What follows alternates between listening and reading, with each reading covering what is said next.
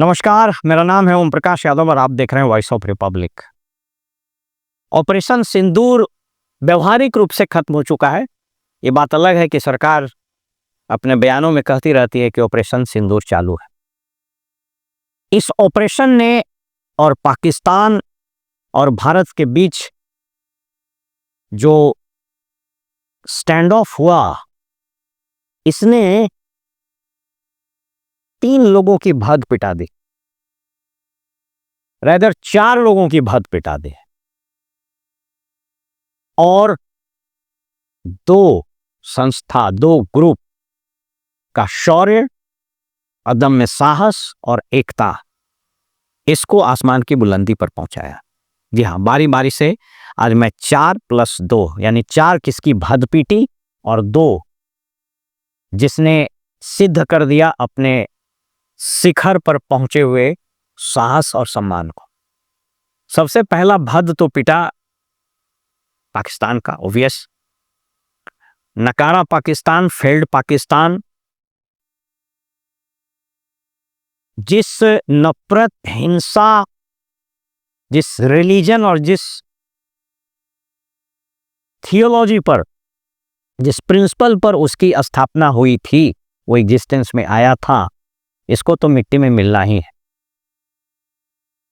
भद इसलिए भी पिट गई कि इसकी पूरी लाइन ऑफ डिफेंस, चाहे इसके एयर डिफेंस सिस्टम हो, इसके आर्म फोर्सेस हो, नेवी पर तो ऐसा कुछ हुआ नहीं कोई सब्सटैंशियल स्टैंड ऑफ में, उसकी पूरी भद पिट गई, हंसी का पात्र बन गया। शायद ही पाकिस्तानी आर्मी पर इतने मीम और इतने वीडियोस बैन के बने होंगे। दूसरा मैं इसलिए कह रहा हूं कि भद पिट गई कि अब कदाचित कुछ महीने का खेल है। आप देखेंगे कि वन फाइन मॉर्निंग राष्ट्रीय और अंतर्राष्ट्रीय चैनलों पर एक न्यूज़ ब्रेक होगा कि दुनिया में एक नए देश का उदय हो गया है और वो है बलूचिस्तान। ये अब शायद 2025 में होकर रहेगा, यानी 2026 में बलूचिस्तान पाकिस्तान का एक प्रांत बना रहेगा, इसकी बहुत कम गुंजाइश। तो पहला तो भद पिटा पाकिस्तान। दूसरी भद पिटी भारतीय गोदी मीडिया की।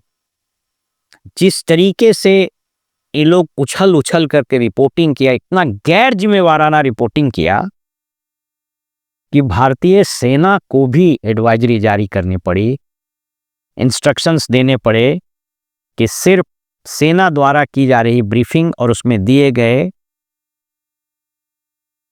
फैक्ट्स और फिगर्स पर ही विश्वास किया जाए और उसी को कोट किया जाए। आप उठा के देख लीजिए, जी न्यूज हो, आज तक हो, अर्नब गोस्वामी, सब लोग इस सभी एक ही थाली के चट्टे बट्टे। पहले के एनडीटीवी था, उसको भी अडानी ने खरीद के उसको भी गोद में डाल दिया। इसके जो ब्रेकिंग न्यूज आते थे, कराची बंदरगाह तबाह, लाहौर एयरपोर्ट पर हमला, माने इसने सारी बेशर्मी, बेहयाई और गैर जिम्मेवारी पन का सारी सीमाएं तोड़ दी। कई एक सोशल मीडिया में पोस्ट वायरल हुए जिसमें कहा गया कि ट्रंप को अब ये समझाना मुश्किल हो रहा है इंडियन मीडिया को कि भाई सीज फायर हो गया है। कुछ लोगों ने कहा कि अब भारतीय पत्रकार लगता है कि जितने टीवी रिपोर्टर हैं ये सब चले जाएंगे युद्ध लड़ने के लिए, यही लोग चले जाएंगे। तो भारतीय मीडिया ने अपनी विश्वसनीयता, खासकर गोदी मीडिया ने अपनी विश्वसनीयता बहुत खोया है। कुछ मीडिया ने तो माफ़ी भी मांगी। लल्लन टॉप, जबकि उसके सौरभ द्विवेदी को मैं एक अच्छा पत्रकार मानता हूं, उन्होंने बड़ा दिल दिखाते हुए क्षमा मांगा। तो ये स्थिति हो गई भारतीय मीडिया की। तो दूसरी भद किसकी पिटी? भारतीय मीडिया। मैंने 4 भद पिटने की बात बताई कि 2 और कौन थे? तो तीसरा भद पिटा मोदी जी का। जिस तरीके से 7 मई को शुरू हुआ ये ऑपरेशन सिंदूर, पूरे देश में unprecedented unity, so much so, मुझे सबसे सुखद आश्चर्य है कि असदुद्दीन ओवैसी जैसा व्यक्ति जो जब भी बोलते थे तो लगता था कि बस वो आगे उगल रहे हैं, उन्होंने जिस प्रकार बयान दिए वो आदमी हीरो बन गया। विपक्ष ढाल की तरह सरकार के साथ खड़ा मिला है, लेकिन 10 तारीख को जिस तरीके से मोदी डोनाल्ड ट्रंप, जो अत्यंत ही नॉन सीरियस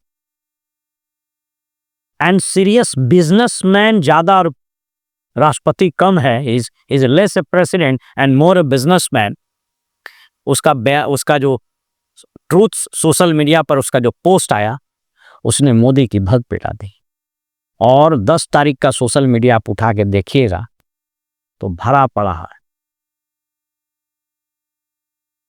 उसके बाद से आप देखेंगे कि जितने प्रेस कॉन्फ्रेंसेस हुए उसमें फिर सेना को आगे किया गया, चूंकि इस देश में सेना का सम्मान है और वो सम्मान बरकरार रहेगा, वो सही भी है। तो सेना के तीनों अंगों के सीनियर ऑफिसर्स ने ब्रीफिंग की। वो इसलिए है कि मोदी की भद पिट रही थी। उस भद पिटने को बचाने के लिए आदमपुर बेस पर ये गए और वहाँ सैनिकों के साथ इन्होंने फोटो खिंचवाए, तस्वीरें और बाकी चीज आपको उपलब्ध है मीडिया में, आप देख सकते हैं। और चौथा सबसे ज्यादा भद पिटा दुनिया में अगर किसी का तो वो है डोनाल्ड ट्रंप। मुझे एक व्यक्ति ने एक व्हाट्सएप पर एक मीम भेजा, उसमें एक किसी चिड़िया का वीडियो है। उस चिड़िया के मुंह को ट्रंप का मुंह बना दिया गया है और नीचे लिखा गया है कि यह विशेष प्रकार की चिड़िया है जो अमेरिका में पाई जाती है, यह कहीं भी अपना चोंच लगा देती है। कई एक सोशल मीडिया में ये चल रहा है कि ट्रंप वो फूफा है जो बिन बुलाए शादी में चले आए हैं, मानो मान न मान मैं तेरा मेहमान। जिस तरीके से इसने माने बेवकूफाना बयान दिया, उसके बाद फिर पलट गया वो। ऐसे भी डोनाल्ड ट्रंप की फितरत है। मैंने एक बार आपको बताया था कि स्वयं अमेरिकी मीडिया CNN में ट्रंप को बताया गया है कि ये एक साल में कितना बार झूठ बोलता है। पहले इसने कहा कि हमने मीडिएशन करा के सीज फायर करा दिया, फिर कहा कि हम व्यापार रोक देंगे, इसकी धमकी दिए, फिर कहा दोनों न्यूक्लियर पावर है और बहुत बड़ी कैजुअलिटी डिवास्टेशन होगा, इसलिए रोक दिए। और आप सब लोगों को पता है कि शुरू से ही भारत पाकिस्तान के जो ये मसले हैं कश्मीर पर, ये बाइलैटरल इशूज है और इस दोनों को ही सुलझाना है। इस पर मीडिएशन कोई थर्ड पार्टी नहीं करेगा, ये एस्टैब्लिश्ड फॉरेन पॉलिसी है। इससे उलट बेतुका, बेढंगा और हास्यास्पद बयान दिया डोनाल्ड ट्रंप ने, जो देश में पूरी इंटेलेक्चुअल्स को, पूरे सोसाइटी को और भारत और डिफेंस और फॉरेन पॉलिसीज को जो समझते हैं उसमें चिंता की लहर दौड़ गई कि कहीं ये फिर वही वाली स्थिति न हो जाए जो नेहरू ने किया था 48 में, और इसको अननेसेसरी लेके चले गए UN सिक्योरिटी काउंसिल, जो नासूर दिया और उस नासूर से मवाद आज भी बह रहा है। तो ये 4 लोगों की भद पिटी, पाकिस्तान, भारतीय मीडिया, मोदी जी और ट्रंप। लेकिन 2 चीज बहुत शानदार हुआ। पहला, भारत का सैन्य ताकत, arm forces of India, Indian army, चाहे वो वायुसेना हो, चाहे थल सेना हो या जल सेना, नेवी हो, सैल्यूट है हमको अपने देश की सेना हो। अदम्य साहस, highest sense of professionalism, disciplined, और जो टारगेट्स दिए, क्योंकि निर्णय लेना पॉलिटिकल एग्जीक्यूटिव का काम है, पॉलिटिकल लीडरशिप का काम है, लेकिन जो टारगेट दिए, बताया जाता है, ब्रह्मा चिलानी ने बताया कि कदाचित दुनिया में सबसे कम ड्यूरेशन का ये मिलिट्री ऑपरेशन था, लेकिन जिस तरीके से पाक ऑक्युपाइड कश्मीर के हिस्से में जहां आतंकवादियों के अड्डे थे, उसको मुरीदके हो या अन्य जगहों पर हो बॉम्बार्डिंग की गई। उसके बाद पाकिस्तान के अंदर भावलपुर और बाकी इलाकों में जिस तरीके से तबाह किया, कई आतंकवादी अड्डे समाप्त हो गए। कई एक आतंकवादी हाफिज से अजहर मसूद का तो पूरा परिवार ही समाप्त हो गया।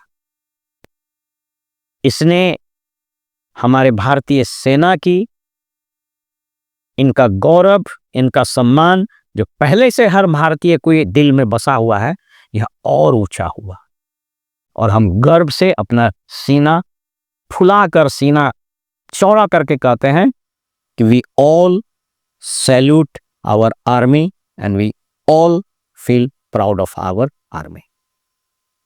दूसरा जो सबसे अच्छा चीज हुआ ये हुआ कि इस बार पहली बार भारतीय समाज को छोड़िए, भारतीय political parties without any exception सब ने, इवन उमर अब्दुल्ला वगैरह, एकदम एक सिरे से बगैर किसी कंडीशन के, बगैर किसी शर्त के भारत सरकार और हमारी सेना के पीछे खड़ी रही।